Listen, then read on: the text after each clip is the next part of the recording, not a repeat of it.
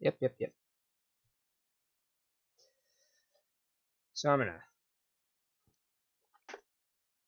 that for now. Okay, so here we are. We're gonna talk first. Actually, let me turn my PS5 off.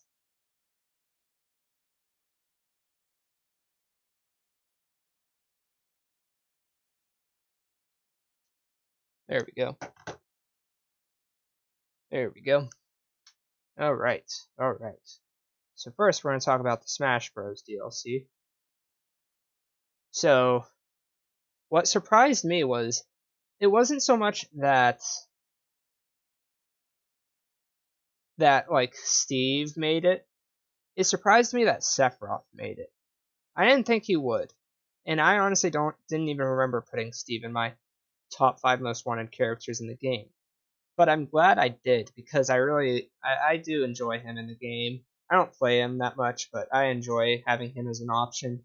Same with Sephiroth. I mean, it's the rivalry, you know? He's literally one of the most famous bosses or bad guys in video game history. Like, what's his name?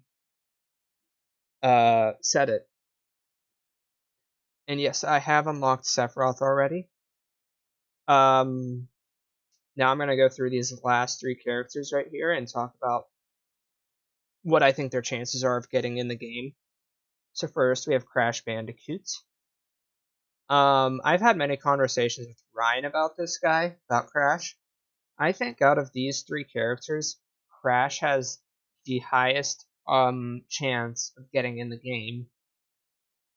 I think Crash is a very desired character to get in the game, and I think one of these 3 spots are definitely going to him. We'll get back to Sora. Actually, I want to skip to Spyro. With Spyro, I feel like I'm not sure if they're gonna go with 2 Activision reps because it's technically what Spyro and Crash both are. They're Activision reps. So I feel like if Crash gets in, Spyro might be in the next Fighters Pass if there's a third one. If not, maybe. Who knows? Sora is not a Square Enix rep. Let me repeat that for the people in the back so they can hear. Sora is not a Square Enix rep. Sephiroth getting in the game does not hurt Sora's chances. Believe it or not. Yeah, so I think the closest character to Square Enix that's going to get in the game next should be Sora. I think he has a good chance of getting in still. I think if there's a third Fighters Pass with the same amount of characters or just one less, Sora and Spyro are probably guaranteed a spot in the game. But that's just my assumption. Honestly, I think it's ridiculous that I already have 2 of the 5 characters in the game out of the 2 that have been revealed. That's just crazy to me. That's just crazy. Okay, I'm gonna take a quick 5 because next we are doing other things. Believe it or not.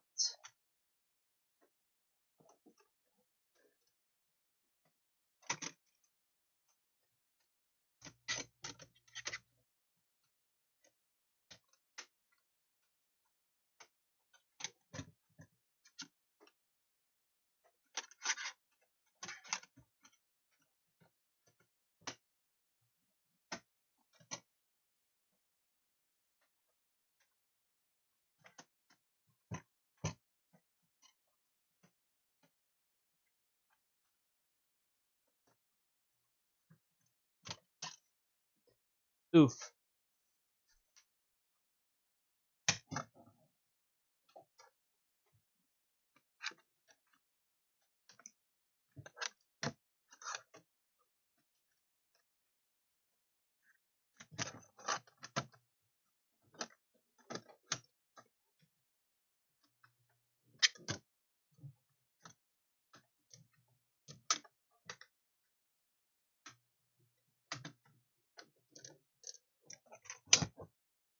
Okay, I got it. So we're not quite done with the chit chat part of this. quite yet, but we're almost done. So,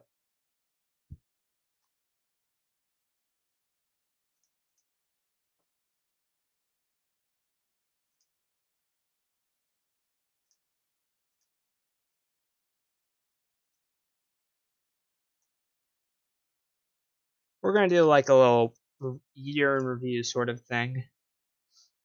So, this has been a very interesting year. What I will say is I've had so much fun with Twitch streaming this past year. Like, it's been so different. It's just been amazing.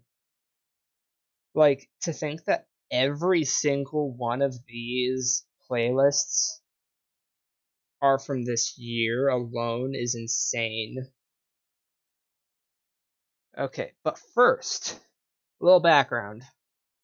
About June, July-ish of 2019, we started playing KH games on the channel. Obviously, we had already played KH3. I don't know why it says September. But around then, we played KH1. And I did like a glitch showcase, which I absolutely enjoyed doing. And then what followed was a KH2 playthrough, which I also enjoyed immensely. That was a very long playthrough, and it took me a very long time to beat the game. Pretty much all of fall and winter of 2019. It wasn't until like apparently February, according to this, 2020 that I beat KH2. And even before I beat the game, we already started our first brand new 2020 playthrough. That is the KH3 Remind DLC, which was really fun. Now, I've been thinking about going back and refighting Yozora on the channel, but I don't know. I don't know. I don't think I beat him, honestly. I think he's like Lingering Will for me. I have a better chance of beating Lingering Will than Yozora. We had, I believe, 2 Smash Bros. Tournaments. We had one in the winter, I think. Yep, one winter right at the end. So about a year ago, we had a tournament. And then we had one around March, right when COVID started hitting, which I was very excited for. I actually had a third one, it just wasn't on Twitch. And that was over summer break. This one we can ignore because it's a very old playthrough, as well as Rocket League. I think I've done a few Mario Karts. I did one Mario Kart. Not much, honestly. But I think the biggest pop off, like the biggest boom, here we go. We're in the big boy streaming game now. Was this playthrough right here. Final Fantasy VII Remake. When I started playing FF7 Remake, it was amazing. I loved playing this game. It was so much fun. Honestly, I really want to replay it, but I don't know if I have like the time or the energy to yet. But I loved every second of it, and I cannot wait for the second part of Final Fantasy VII Remake. When we did that, it was around May, right around May, end of spring, beginning of summer. It was so much fun. I loved it. It was just the right timing for the escapism. And then there was the Spider-Man DLC, which we did out of celebration for Miles Morales, sort of. I mean, it was alright. I obviously didn't beat or finish the DLC. I just kind of stopped. I think I like got to the point where I was like, I could probably just watch a YouTube video over what else, like what happens after this point. And that's kind of what I did. I don't know if I'm going to revisit this playthrough. I wasn't that enthused about the idea of streaming it again when I stopped the last stream of it. And then we got the 2FM randomizer, which I very much so enjoyed. I think I did this around August, around the end of summer. We did a KH2 FM rando. If you don't know what rando is, basically you're searching for proofs. 3 proofs that you get for beating Terra, the Lingering Will or Terra, all the data.org members, as well as the was it the like the 13 those 13 guys. I can't remember their names, but you beat their mini game well enough, you eventually get 3 proofs in normal KH2 FM. In this, they're at completely random locations, as well as items, abilities, keyblades, growth abilities. It's all random, and you go world to world in whatever order you want. Try to find all the proofs and all the abilities you need to beat the game. And once you have all 3 proofs, you can actually beat the game. Can't do it without the proofs. This was so much fun to do.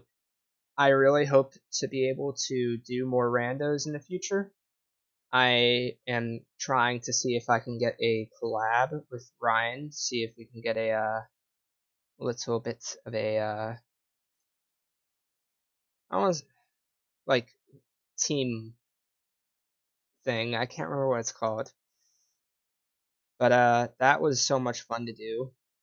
And then our second big playthrough we did was actually, was it this? Yeah, it was Marvel's Avengers. That came out early September. Yep, September.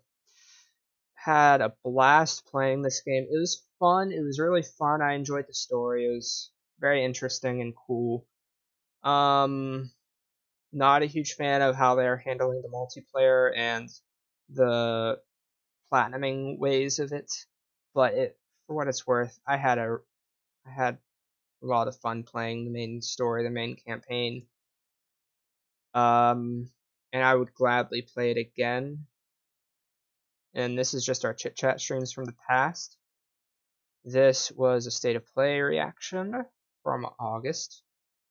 This was me judging my friend's abilities to play Among Us, which we'll get to. And then this was actually the last update I did on Twilight Town and Radiant Garden. Kind of want to rewatch that now that I'm thinking about it. Anyways, third big playthrough, Crash 4. I am so happy that there's a worthy successor to Crash Warped. And not only that, but it's like on the channel and stuff. And I'm looking at this and I'm like, darn it, my stupid consistency. Parts 1 through 4 have Crash Bandicoot, and then 5 through 7 are just Crash. I gotta fix that after this. Anyways, I had so much fun playing this game. It brought me joy, it brought me rage. I mean, just watch this part for the rage. This last part right here. And you'll get the idea of what I mean by rage. Maybe even this part too. It was so much fun. The story was so cool and fun. Another great way to escape, I guess. And like right after that, we got Spider-Man Miles Morales and the PS5. Another great game. I loved this game so much. It gave me a clear picture of how good the PS5 can be. I just wish the story campaign was longer, but for what it's worth, I had so much fun with this game. My only issue with it is that by the time I got to the end of this stream right here, I was still like, come on, I want more content out of this. I want to be able to stream more from this game. It's so much fun. But I just couldn't because there was just nothing there. This is just a Marvel Avengers chill stream we did like a few weeks ago. These are our speed runs. And that's another big thing I've enjoyed being able to do. Charity. I really enjoy giving to charity. I can't sit here and remember what I did in these two streams, but I remember giving to charity in these. And I vaguely remember doing a charity stream with Ryan playing Smash Brothers. I cannot remember if that was this year or not. And then this was our recent KH3 speed run, which is actually on speedrun.com. So I'm in 4th place with this speed run, and I'm very happy about that. I'm probably going to try to trim it down. Gladly, I'll play it on Twitch, but for now, I'll settle with 4th place. And then this big boy. This, do I even need to say anything about this game? It's the perfect way to collab with everyone, with all my friends, all the people that we've seen on YouTube, on Twitch. It's the perfect party game to play while in quarantine. I've literally played this game since September, and I'm still playing it today. That's insane. And to put that in perspective, this is the amount of hours that we put into this game. It's hard to see, so I'll read it out. 16 hours, 17 minutes, 53 seconds. That's how long it takes to watch each and every part in Among Us. And it's not just me, everyone's playing Among Us. It's an amazing game. I think Saturday I'm going to try get that part 11 up and running live on Twitch. Look forward to that. I'm very excited to continue playing this game in 2021. We have a new map coming. I'm very excited to showcase it, play at it with my friends, and yeah. So that is, I guess, our general showcase. Before we switch over, let me see if I can pull up what I think was a stream I did with Ryan at some point. I had to look. Because I know I did, yeah, right here.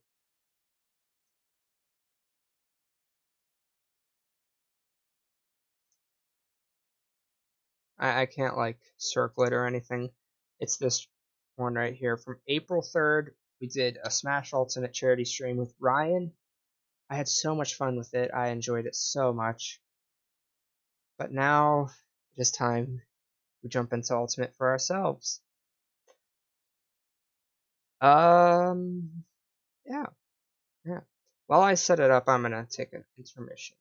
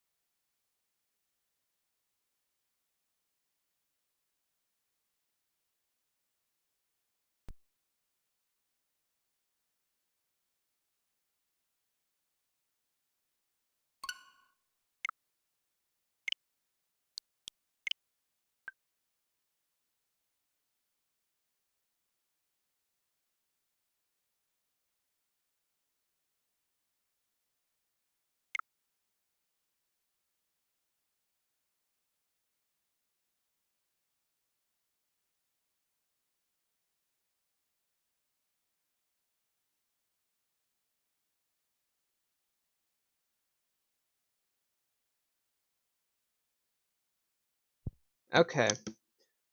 So, Smash Brothers is updating. But we're gonna jump into it in a minute. While we're here, let's take a look. Yeah, we did KH2. We played KH3. I actually recently replayed the DLC for KH3. I think I already mentioned that. I remember having issues with Marluxia, having issues with Xion. That was fun. I mean, looking back at it, it's fun to look back at, but it's not fun for me back at the time I streamed it. Obviously, my stream layout changed quite a bit I used to have these colorations, but now I do a now I have the green screen, which I'm very happy about. I don't know. The thing is, like, I brightened these up in a photo editor, and I was like, I mean, it looks flashier, it looks nicer, but it looks kind of like, I'm trying to find the right words. It looks more unique, but it looks complicated. I don't know. It doesn't look as clean and as crisp and as like, it looks dirty. I don't know. The quality of it was bad.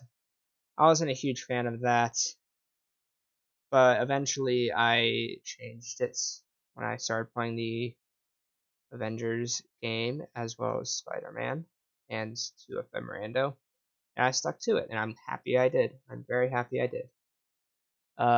Okay, Smash Bros is ready to go.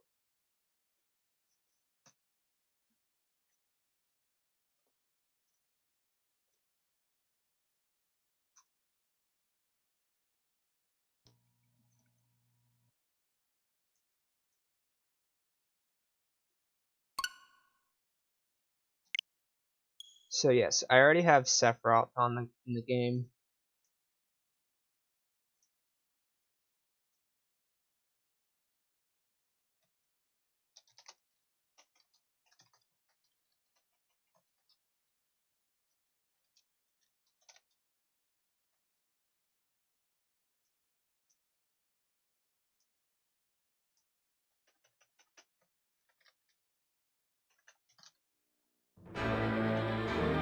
Colors weave into a spire of flame.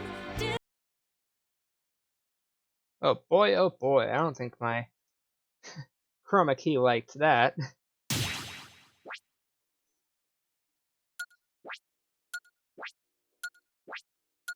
Yeah, we're gonna hang out with our Final Fantasy friends.